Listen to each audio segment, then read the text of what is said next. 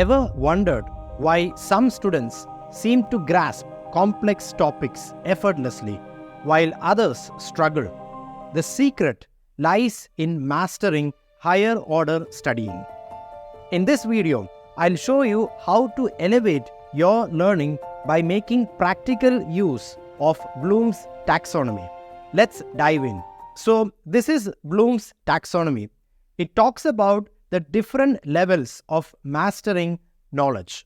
The higher your mastery of knowledge, the better you will be able to perform in exams and in areas where you want to apply your knowledge to reap benefits, your job, make intelligent decisions, etc. Probably you don't want to get too much into the theory and just want to reap the rewards of higher order study.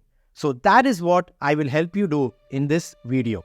To understand Bloom's taxonomy in simple and very practical terms, think of it in this way.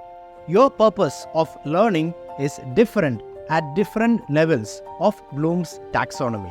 Here is what you need to do.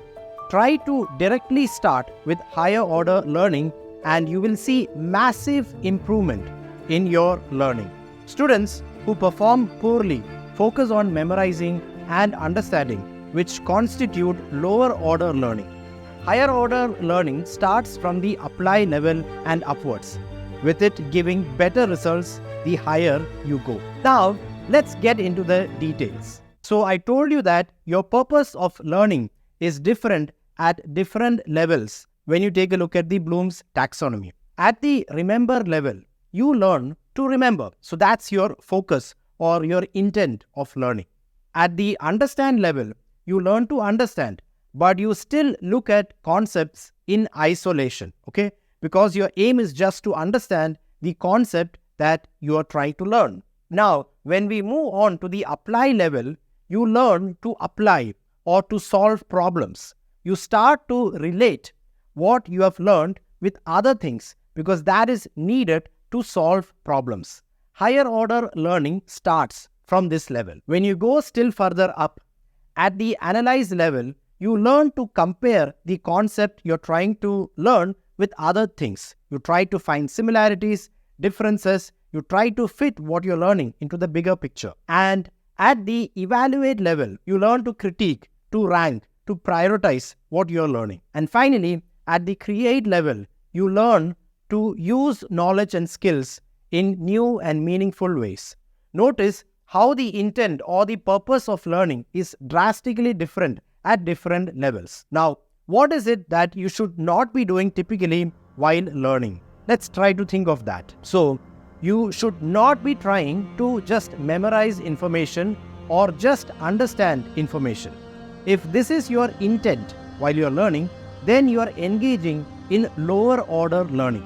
Notice how the intent decides whether you are engaging in lower order learning or higher order learning. Now, what you should be doing?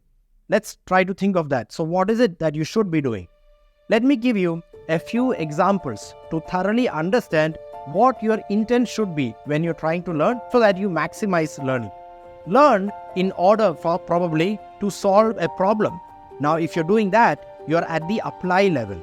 Or learn in order to compare what you're learning with something else and formulate probably a strategy or understand differences and rank the knowledge. For example, if you're preparing for coding interviews and you're learning greedy strategies, compare them with dynamic programming as both are used in optimization problems and then rank the knowledge that probably it's better to use greedy strategies than dynamic programming if you can solve a problem in both ways. And again, this is just an example. I discuss all of this in detail in my coding interview course, and I will provide the link for that course in the description below. But the point is, notice how you have compared these two strategies, how you have taken a look at the differences and the similarities, and how you have ranked them and formulated a strategy that you will use when you encounter a particular scenario. Another thing that you could be doing is learn in order to create. For example, let's say you're preparing for GMAT.